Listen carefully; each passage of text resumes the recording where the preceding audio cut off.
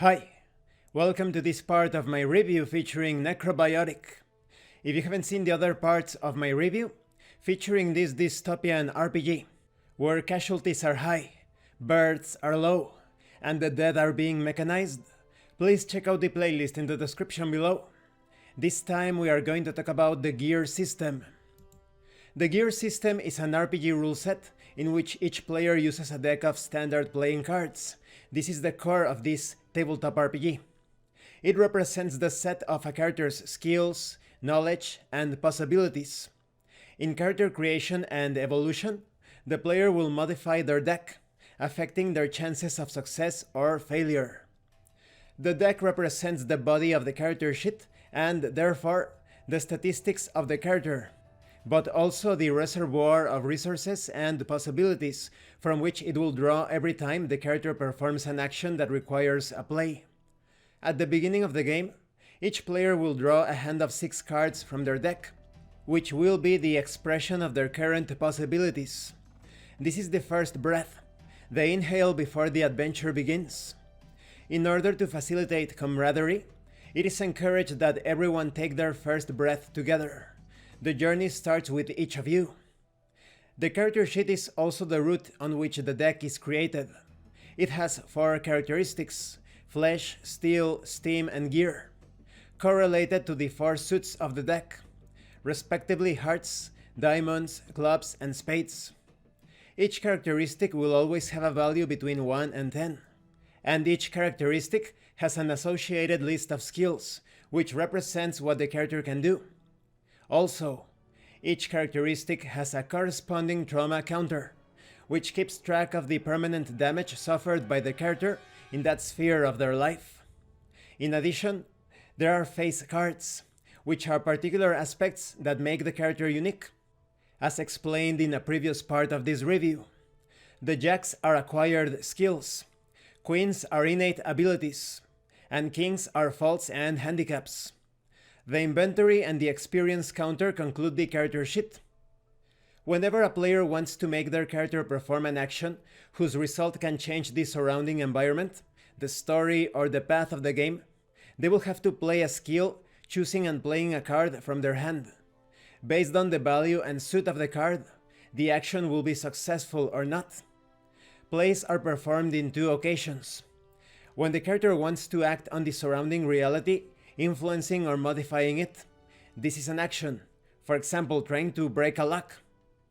When the character has to react to a situation that could have consequences, for example, you hear the lock on the door of your house, this is a reaction. Actions may be suggested by players, but it is always the mechanist, you may know them as the game master of course, who must indicate the right skill in which to perform the play and any consequences of the action. Reactions are requested exclusively by the mechanist, who must establish how many and what consequences must be faced, and what is the right skill required. By making a play, the players will try to obtain 1 or more successes. Successes measure how well the character is able to do what the player intended and are achieved in 2 ways. One is through the numerical value. To succeed on their action, a player needs to meet at least a sum of 8 by playing 1 or more cards. Multiples of 8 mean more successes. There is also through the suit. All plays are done with a skill in mind. Each skill refers to one of the 4 characteristics. Success is obtained by playing a card of the suit corresponding to the skill's characteristic, regardless of the numerical value. All the successes in a game are cumulative, so, for example, playing an 8 of the required suit allows you to immediately get 2 successes. Playing a 7 and a 9 of the required suit to total 16 is equivalent to 4 successes. In some cases, the character's items, health, or condition may apply a modifier to the play.